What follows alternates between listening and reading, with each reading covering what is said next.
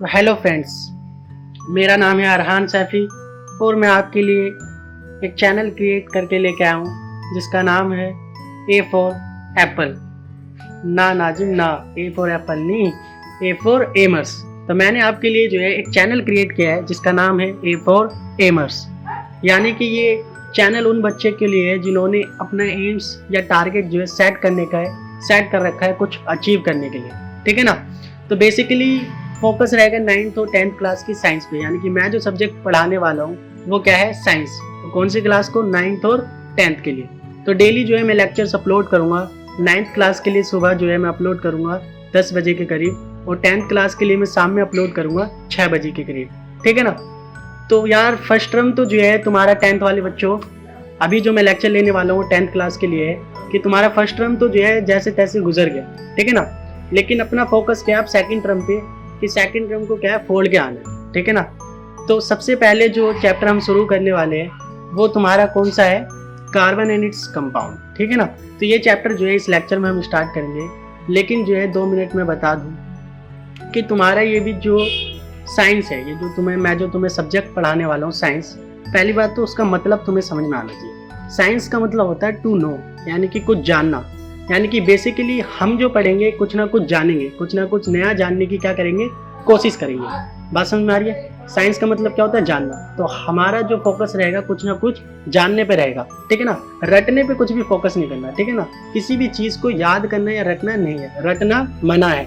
यहाँ पे जो है एक्सीलेंस को फॉलो करेंगे ताकि मार्क्स जो है तुम्हें फॉलो करें, ठीक है ना। मार्क्स को फॉलो नहीं करना, ठीक है। तुम्हें क्या है, चैप्टर्स को समझना है, ठीक है ना। तो जो भी चैप्टर्स हम पढ़ेंगे जानने के लिए पढ़ेंगे। किसके लिए पढ़ेंगे, जानने के लिए पढ़ेंगे, ठीक है। तो स्टार्ट करते हैं अपना सेकंड टर्म का first chapter, carbon and its compound. Carbon and its compound.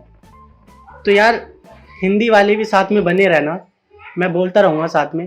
Carbon and its compound यानी कि कार्बन तथा उसके यौगिक, कार्बन तथा उसके यौगिक, कार्बन एंड इट्स कंपाउंड्स।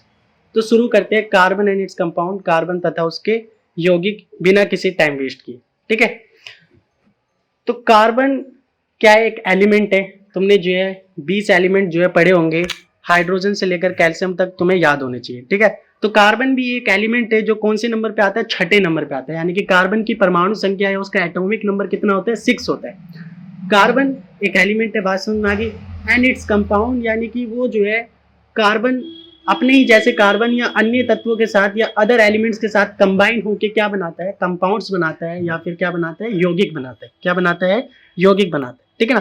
तो बेसिक इंट्रोडक्शन की बात करें तो कार्बन जो है हमारे आसपास बहुत ज्यादा मात्रा में प्रेजेंट होता है। यानी कि तुम्हारी जो है छोटी से बड़ी चीज तक लेकर कार्बन तुम्हें जरूर मिलेगा। तुम्हारे कपड़ों में, तुम्हारे आसपास जितनी भी चीज है, कपड़े से लेकर छोटी से लेकर बड़ी चीज जो तुम यूज करते हो, उसमें तुम्हें क्या मिलेगा, कार्बन मिलेगा। इसलिए जो है कार्बन के बारे में जानना क्या हो जाता है, एक्साइटेड हो जाता है। यानी कि इसको पढ़ना क्या है, जरूरी हो जाता है। इसको पढ़ना क्या है, जरूरी हो जाता है।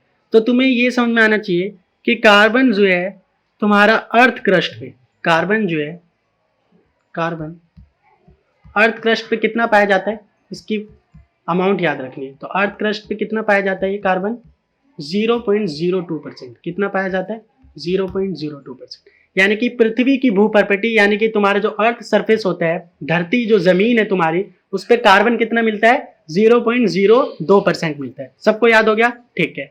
अगला क्या है कि कार्बन एटमोस्फेयर में कितना मिलता है। कार्बन की अमाउंट कहाँ पे, एटमोस्फेयर में। कहाँ पे, एटमोस्फेयर में। एटमोस्फेयर का मतलब क्या होता है, वायुमंडल। यानी कि हमारे आसपास का जो भी मंडल, कौन सा वाला, वायु वाला। यानी कि हमारे आसपास जितनी भी एयर प्रेजेंट है, उन एयर में, एटमोस्फेयर में कितना कार्बन प्रेजेंट होता है, 0.03% प्रेजेंट होता है। कितना प्रेजेंट होता है, 0.03% हमारे एटमोस्फेयर में कार्बन प्रेजेंट होता है। तो एटमोस्फेयर में तो तुम्हें पता है किस फॉर्म में प्रेजेंट होता है ये 0.03%, CO2 की फॉर्म में प्रेजेंट होता है। किस फॉर्म में प्रेजेंट होता है, CO2 यानी कि कार्बन डाइऑक्साइड की फॉर्म में। जैसा कि हम जानते हैं हम ऑक्सीजन लेते हैं, जब हम सांस लेते हैं तो ऑक्सीजन को इनहेल करते हैं, और CO2 कार्बन डाइऑक्साइड को क्या करते हैं, एक्सहेल करते हैं, यानी कि अपनी बॉडी से बाहर पहुंचाते हैं। तो एयर में ही तो CO2 मिल रही है ना। तो सिंपल सी बात है, एटमोस्फेयर में यानी कि हमारे आसपास के वायुमंडल में CO2 की फॉर्म में कार्बन प्रेजेंट होता है। देखो ना, कार्बन डाइऑक्साइड में दिख रहा है ना, ये क्या है, C4 कार्बन कितना प्रेजेंट है एटमॉस्फेयर में 0.03%। और अर्थ क्रस्ट यानी कि जमीन पे कितना प्रेजेंट है 0.02%। और ये किस फॉर्म में प्रेजेंट होता है, तो ये प्रेजेंट होता है तुम्हारी कार्बोनेट्स की फॉर्म में। किसकी फॉर्म में, कार्बोनेट्स की फॉर्म में। और किसकी फॉर्म में, हाइड्रोजन कार्बोनेट्स या फिर पेट्रोलियम की फॉर्म में। किसकी फॉर्म में, पेट्रोलियम की फॉर्म में। और तुम्हारे कोयले की फॉर्म में। किसकी फॉर्म में, कोयले की फॉर्म में, कोल। तो जमीन पे क्या मिलता है, पेट्रोलियम, कोयला, carbonates, hydrogen carbonate, in form में क्या मिलता है, कार्बन मिलता है। कितने परसेंट, 0.02%। आई होप ये तो आसान सी चीज थी यार, सबको समझ में आ गई होगी। अब जो है हम आगे चैप्टर में फर्दर क्या करते हैं, मूव करते हैं। तो अब हमें क्या पढ़ना है, हाँ अब हमें पढ़ना है बॉन्डिंग इन कार्बन। कार्बन में बॉन्डिंग कैसी प्रेजेंट होती है, तो उसको पढ़ने से पहले हम क्या करेंगे, दो तरह के बॉन्ड के बारे में जानेंगे। कितने बॉन्ड, दो तरह के बॉन्ड। एक होता है तुम्हारा आयनिक बॉन्ड, एक क्या होता है, आयनिक बॉन्ड। तो पहले चलो आयनिक बॉन्ड के बारे में बात करते हैं। किसके बारे में बात करते हैं, आयनिक बॉन्ड के बारे में। तो आयनिक बॉन्ड या हिंदी में क्या बोलते हैं, आयनिक आबंध। यार हिंदी वाले भी साथ में बने रहना, हिंदी में क्या बोलते हैं, आयनिक आबंध। तो आयनिक बॉन्ड का मतलब ये होता है वो बॉन्ड जो आयन से मिलके बने, वो बॉन्ड जो आयन से मिलके बने। चलो इसे एग्जांपल से समझते हैं। एग्जांपल किसका लेंगे, नमक का। किसका लेंगे, नमक, हाँ टाटा वाला नमक। NaCl को क्या बोलते हैं, सॉल्ट। NaCl क्या होता है, नमक। सोडियम क्लोराइड, तो इसके पास दो एलिमेंट दिखाई दे रहे हैं, एक क्या है, सोडियम है, और एक क्या है, क्लोरीन है। देखो सोडियम का जब तुम इलेक्ट्रॉनिक कॉन्फ़िगरेशन लिखोगे या इलेक्ट्रॉन का जायदाद का बंटवारा, इलेक्ट्रॉन का बंटवारा लिखोगे तो कितना आएगा, 2 8 1।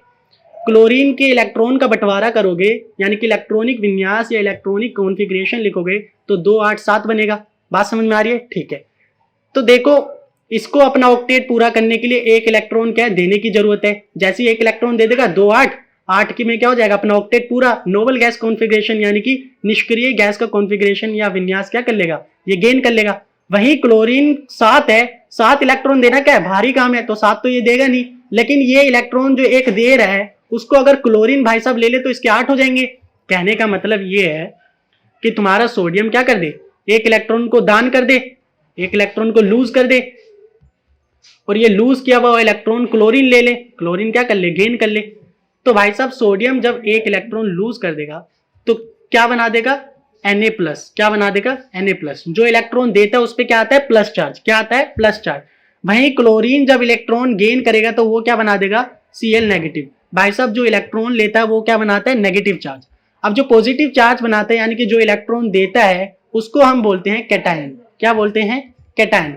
हिंदी वालों बने रहो, उसे बोलते हैं धनायन। क्या बोलते हैं, धनायन।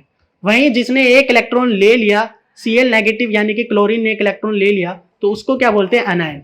ये चला गया कर्जे में क्योंकि इसने एक क्या इलेक्ट्रॉन ले लिया, इसको बोलते हैं ऋणायन। ऋण मतलब कर्ज, क्योंकि इसने एक इलेक्ट्रॉन क्या ले लिया, ले लिया एक इलेक्ट्रॉन को क्या है, ले लिया। तो सोडियम ने एक इलेक्ट्रॉन दान किया क्योंकि वो धनवान था, उसने पैसा दे दिया। क्लोरीन बेचारा गरीब था, उसको इलेक्ट्रॉन की जरूरत थी, वो सोडियम के पास गया, भाई साहब तुम इलेक्ट्रॉन दे रहे हो तो मुझे दे दो। तो Na ने इलेक्ट्रॉन दिया तो वो Na प्लस हो गया, क्लोरीन ने इलेक्ट्रॉन ले लिया तो वो Cl नेगेटिव हो गया। यानी कि सोडियम क्या बनाता है, कैटायन बनाता है Na प्लस, क्लोरीन क्या बनाता है, एनायन बनाता है Cl नेगेटिव। अब देखो भाई साहब नेचर का एक रूल है, एक पॉजिटिव है एक नेगेटिव है, तो दोनों कंबाइन होके क्या हो जाएंगे, न्यूट्रल। कहने का मतलब ये है पॉजिटिव और नेगेटिव जब मिलेंगे तो क्या बन जाएगा, NaCl, यानी कि दोनों का चार्ज क्या हो जाएगा, खत्म। दोनों का चार्ज क्या हो जाएगा, खत्म। और हमारे पास क्या मिल जाएगा, नमक। क्या मिल जाएगा, नमक। तो नमक बनाना सबने सीख लिया, हाँ। तो NaCl बनाना सबने सीख लिया, ठीक है। लेकिन अब देखो जो ये बॉन्ड बना किसके बीच में बना, Na और Cl के बीच में बना। किसके बीच में बना भाई साहब, Na और Cl के बीच में बना।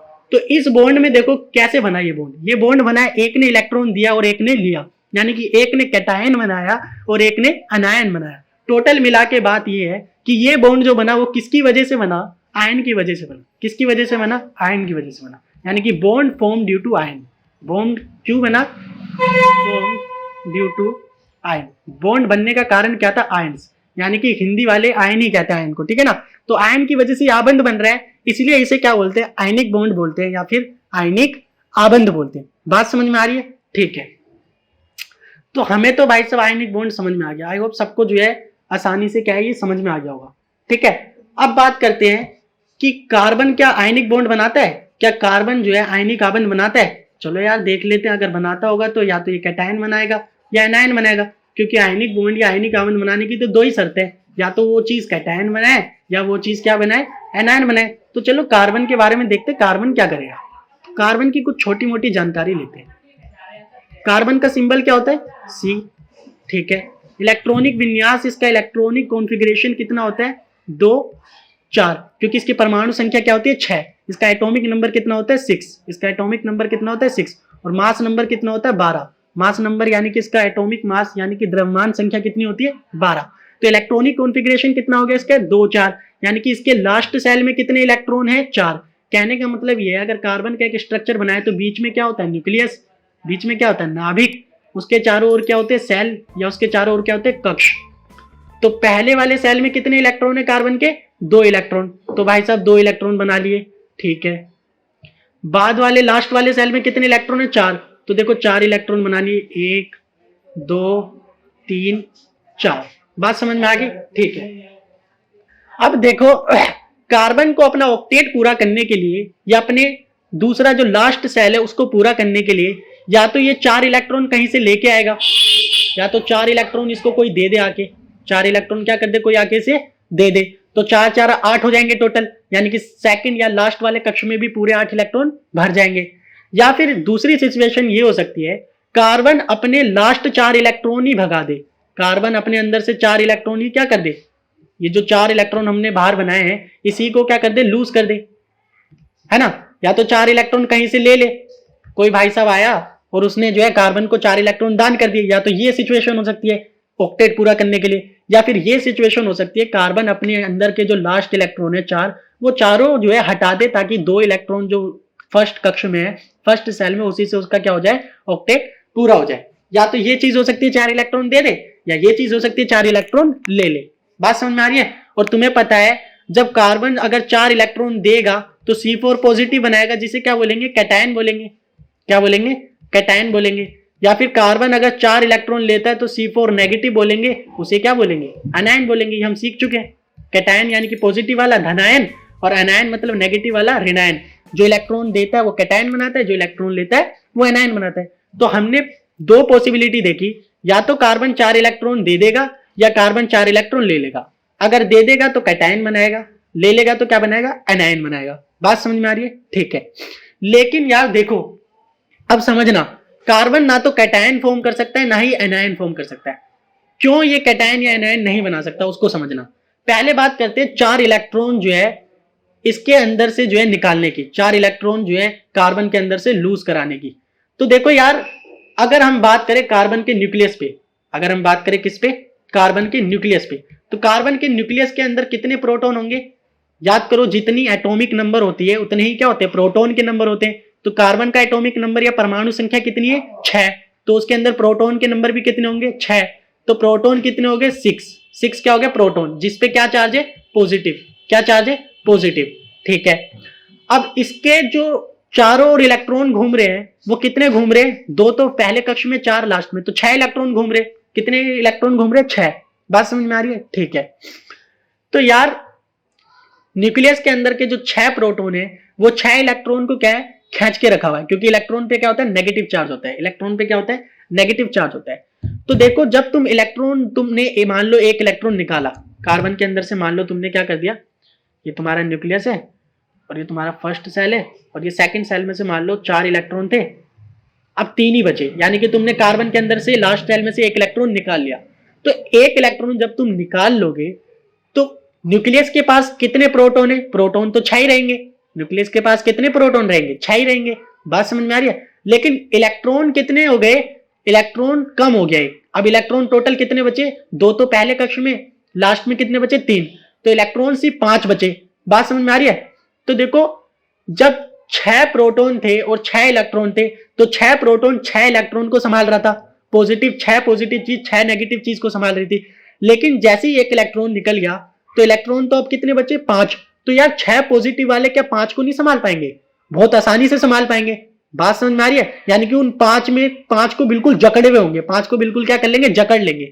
तो जब तुम एक और इलेक्ट्रॉन निकालोगे, जब तुम एक और इलेक्ट्रॉन क्या रिमूव करोगे, तो अंदर के जो प्रोटॉन है वो बोलेंगे मैं तुझे ले जाने ही नहीं दूंगा, क्योंकि भाई अंदर पॉजिटिव बहुत ज्यादा हो गया ना और नेगेटिव कम हो रहा है। तो पॉजिटिव वाला अंदर वाला बोलेगा कि ये मेरे इलेक्ट्रॉन से, मैं इसको निकलने नहीं दूंगा।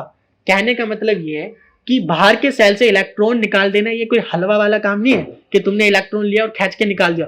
इसके लिए तुम्हें बहुत ज्यादा क्या है, एनर्जी देनी पड़ेगी, क्योंकि अंदर के प्रोटॉन्स बोल रहे हैं कि भाई साहब मैंने संभाल रखे, मैं निकलने नहीं दूंगा। अंदर वाले प्रोटॉन क्या बोल रहे हैं, जाने नहीं देंगे तुम्हें, जाने तुम्हें देंगे नहीं। क्यों बोल रहे हैं वो, क्योंकि भाई साहब इलेक्ट्रॉन क्या हो रहे हैं, कम हो रहे हैं, प्रोटॉन क्या है ज्यादा है, पॉजिटिव है, तो और कम नेगेटिव वालों को और ज्यादा निकलने नहीं देंगे। तो हमें इलेक्ट्रॉन को निकालने के लिए क्या देनी पड़ेगी, बहुत ज्यादा एनर्जी देनी पड़ेगी।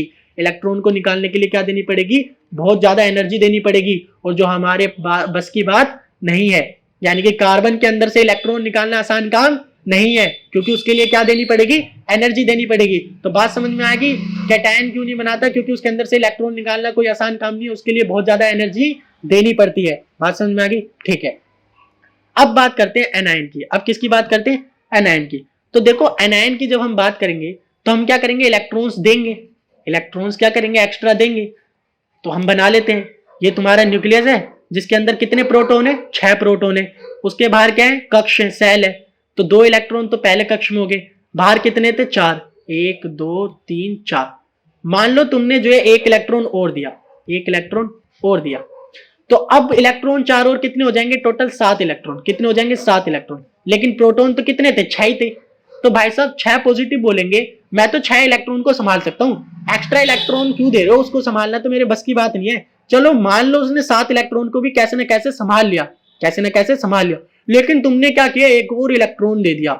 एक और इलेक्ट्रॉन देके इलेक्ट्रॉन की संख्या क्या कर दी, 8 कर दी। इलेक्ट्रॉन की संख्या क्या कर दी, 8 कर दी। ऐसे ही तुमने 4 इलेक्ट्रॉन और दे दिए, 10 इलेक्ट्रॉन कर दिए। तो भाई साहब 6 प्रोटॉन बोलेंगे, मैं हाथ जोड़ता हूं, लेकिन मेरे बस की नहीं है 10 इलेक्ट्रॉन को संभाल पाना। इतने ज्यादा इलेक्ट्रॉन को मैं कैसे संभालूंगा।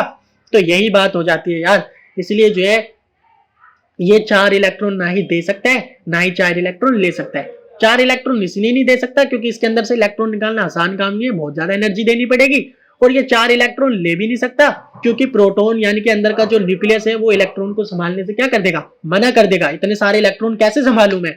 तो ना ही कैटायन बना सकता है, ना ही क्या बना सकता है, एनायन बना सकता है। तो सिंपल सी बात तो ये होगी, जब कार्बन कैटायन नहीं बना रहा, ना ही वो एनायन बना रहा, तो क्या वो आयनिक बॉन्ड बनाएगा, क्या वो आयनिक बॉन्ड बनाएगा, नहीं बनाएगा। ना तो वो कैटायन बना रहा, ना एनायन बना रहा, तो आयनिक बॉन्ड क्यों बनाएगा। तो इतना तो समझ में आ गया भाई साहब कि कार्बन क्या करता है, आयनिक बॉन्ड तो नहीं बनाता। Carbon can't form, carbon can't form ionic bond. Carbon क्या नहीं बना सकता, आयनिक बॉन्ड नहीं बना सकता। कार्बन क्या नहीं बना सकता, आयनिक बॉन्ड नहीं बना सकता। यार ये तो बहुत खतरनाक बात आ गई, यानी कि कार्बन आयनिक बॉन्ड नहीं बनाता। तो क्वेश्चन अब ये आता है, कार्बन कौन सा बॉन्ड बनाता है, कार्बन कौन सा बॉन्ड बनाता है। तो चलो फिर उसका आंसर ढूंढते हैं, उसका क्या करते हैं, आंसर ढूंढते हैं। तो कार्बन बनाता है तुम्हारा कोवलेंट बॉन्ड। कार्बन क्या बनाता है, कोवलेंट बॉन्ड, यानी कि सह संयोजी आबंध बनाता है। क्या बनाता है, सह संयोजी आबंध बनाता है। तो चलो इसकी डिस्कस करते हैं। कार्बन कौन सा बॉन्ड बनाता है, कोवलेंट बॉन्ड। हिंदी वाले साथ में बनो रहो, क्या बोलते हैं, सह संयोजी आबंध बनाता है। तो इसको समझते हैं कि कार्बन आयनिक बॉन्ड तो नहीं बनाता, ये तो समझ में आ गया क्योंकि वो कैटायन भी नहीं बना सकता, एनायन भी नहीं बना सकता। लेकिन कोवलेंट बॉन्ड कैसे बनाता है ये समझना है। तो इसको हम समझेंगे एक एग्जांपल से। किससे समझेंगे, एग्जांपल से। और एग्जांपल किसका है, मीथेन का। एग्जांपल किसका है, मीथेन। और मीथेन का फॉर्मूला क्या होता है, CH4। मीथेन का फॉर्मूला क्या होता है, CH4। तो CH4 मतलब एक कार्बन है, 4 हाइड्रोजन है। एक कार्बन बना लिया मैंने और 4 क्या है, हाइड्रोजन है। एक कार्बन है, 4 क्या है, हाइड्रोजन है। ठीक है सर, ये तो बात समझ में आ रही है। तो यार कार्बन के लास्ट सेल में कितने इलेक्ट्रॉन थे, 4 इलेक्ट्रॉन थे, क्योंकि कार्बन का कॉन्फ़िगरेशन क्या होता है, 2 4। तो लास्ट सेल में कितने इलेक्ट्रॉन है, 4 इलेक्ट्रॉन है। लास्ट सेल में कितने इलेक्ट्रॉन है, 4 इलेक्ट्रॉन है। तो कार्बन के मैदान में बिछाओ और उसके चारों ओर कितने इलेक्ट्रॉन बना दो, लास्ट सेल वाले 4 इलेक्ट्रॉन। कितने इलेक्ट्रॉन बना दो, 4 इलेक्ट्रॉन। तो बना दिए सर 4 इलेक्ट्रॉन, इसमें कौन सी बड़ी बात है, बना दिए। और हाइड्रोजन का एटॉमिक नंबर कितना होता है, 1। उसके अंदर तो एक ही इलेक्ट्रॉन होता है, तो उसको भी ग्राउंड में बिछा दिया सर। हाइड्रोजन का 1 इलेक्ट्रॉन, इस हाइड्रोजन का 1 इलेक्ट्रॉन, इस हाइड्रोजन का 1 इलेक्ट्रॉन, इस हाइड्रोजन का 1 इलेक्ट्रॉन। ये वाला इस हाइड्रोजन का हो गया, ये वाला इस वाले हाइड्रोजन का हो गया, ये वाला इस वाले हाइड्रोजन का हो गया, ये वाला इस वाले हाइड्रोजन। तो हाइड्रोजन को अपना ऑक्टेट पूरा करने के लिए क्या करना है, बस 2 करना है। क्या करना है, 2 करना है। तो हाइड्रोजन का ऑक्टेट पूरा हो गया। इधर से भी 2 करना है, हाइड्रोजन का ऑक्टेट पूरा हो गया। इधर से भी क्या करना है, 2 करना है, हाइड्रोजन का ऑक्टेट पूरा हो गया। इधर से भी क्या करना है, 2 करना है, हाइड्रोजन का ऑक्टेट पूरा हो गया। अब कार्बन के तो 4 इलेक्ट्रॉन थे ही, हाइड्रोजन 4 थे, इसलिए हाइड्रोजन के भी कितने हो गए, टोटल 4 इलेक्ट्रॉन हो गए। तो हाइड्रोजन के 4 इलेक्ट्रॉन मिला के कार्बन के भी कितने हो गए, 1 2 3 4 5 6 7 8 हो गए। यानी कि कार्बन ने भी क्या हो गए, उसने भी ऑक्टेट पूरा कर लिया, उसके भी क्या हो गए, 8 इलेक्ट्रॉन हो गए। तो कहने का मतलब ये है कि कार्बन ने क्या किया, यहाँ पे 4 हाइड्रोजन को पकड़ा और बोला मेरे पास 4 इलेक्ट्रॉन है। मेरे पास कितने इलेक्ट्रॉन है, भारी सेल में 4 इलेक्ट्रॉन है। हाइड्रोजन ने बोला मेरे सेल में भारी इलेक्ट्रॉन एक एक है। तो कार्बन ने बोला मेरे को टोटल 4 चाहिए। तो हाइड्रोजन बोले ठीक है, मैं 4 हाइड्रोजन बन के आ जाता हूँ, तुम मेरे को एक एक इलेक्ट्रॉन दे देना, मैं अपना ऑक्टेट पूरा कर लूंगा। तुम मेरे से 4 ले लेना, मैं 4 बार हाइड्रोजन बन के आऊंगा, 4 ले लेना, तुम भी अपने 8 पूरे कर लेना। ओ भाई साहब, कार्बन का भी क्या हो गया, ऑक्टेट पूरा हो गया। कार्बन का भी क्या हो गया, ऑक्टेट पूरा हो गया। 2 6 सॉरी 2 8, कार्बन का ऑक्टेट पूरा। हाइड्रोजन का भी ऑक्टेट पूरा हो गया 2, पहले था 1 अब हो गया 2। कार्बन का पहले था 2 4, लेकिन अब क्या हो गया 2 8। तो दोनों के क्या हो गए, ऑक्टेट पूरे हो गए। तो इस बॉन्ड में कहीं कैटायन बना, नहीं।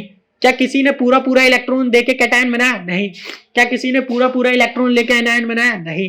तो हुआ क्या, यहां पे हुई पार्टनरशिप, यहां पे क्या हुई, साझेदारी। यहां पे क्या हुई, साझेदारी।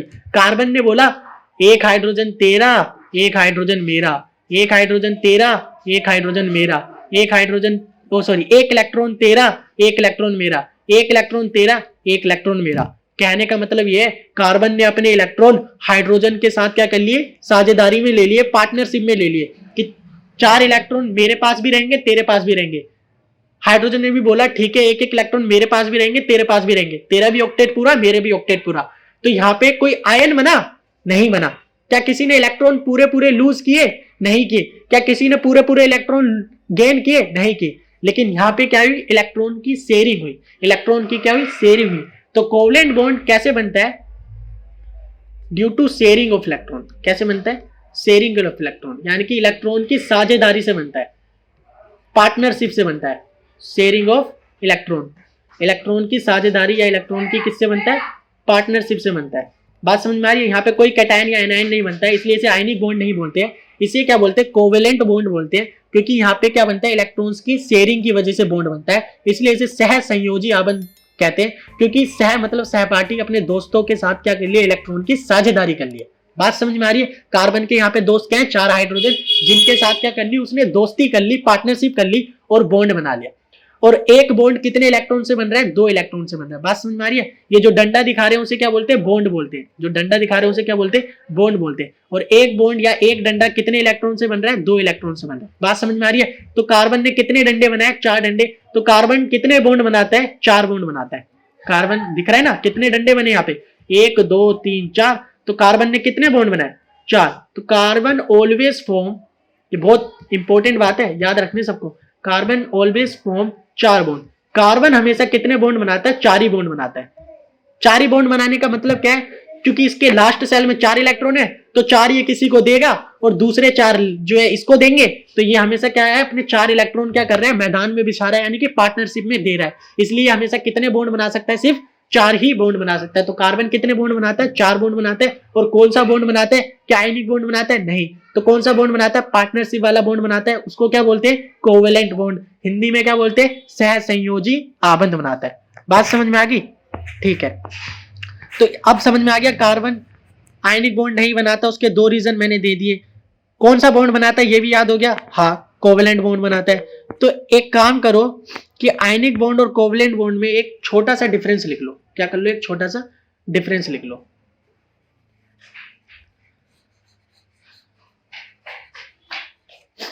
आयनिक बॉन्ड और कोवेलेंट बॉन्ड में कौन ज्यादा स्ट्रॉन्ग होता है, कभी सोचा है? आयनिक बॉन्ड और कोवेलेंट बॉन्ड में कौन ज्यादा स्ट्रॉन्ग होता है? आयनिक बॉन्ड और कोवेलेंट बॉन्ड में कौन ज्यादा जो है स्ट्रॉन्ग होता है? तो मैंने क्या पूछा कि आयनिक बॉन्ड और कोवेलेंट बॉन्ड में कौन ज्यादा स्ट्रॉन्ग होता है। तो थोड़ा सा जो है डिफरेंस लिख लेते हैं, किसमें, आयनिक बॉन्ड, दूसरी तरफ क्या है, कोवेलेंट बॉन्ड। हिंदी वाले बने रहो यार। आयनिक बॉन्ड मतलब आयनिक आबंध, साथ में लिखते रहा करो। कोवलेंट बॉन्ड मतलब सहसंयोजी आबंध। तो देखो आयनिक बॉन्ड और कोवलेंट बॉन्ड में कौन स्ट्रॉन्ग होगा, सोचो यार। एक नमक है, उसको तुम जला रहे हो, क्या वो जल सकता है?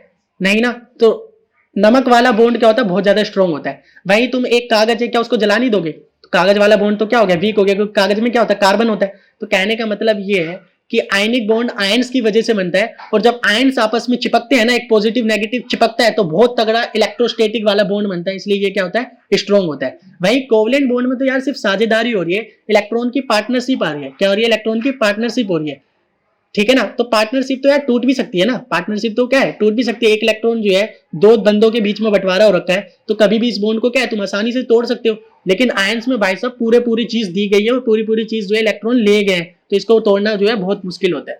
तो स्ट्रॉन्ग बॉन्ड कौन सा होता है, ये स्ट्रॉन्ग होता है। क्यों स्ट्रॉन्ग होता है, इलेक्ट्रोस्टैटिक फोर्स की वजह से, ड्यू टू इलेक्ट्रोस्टैटिक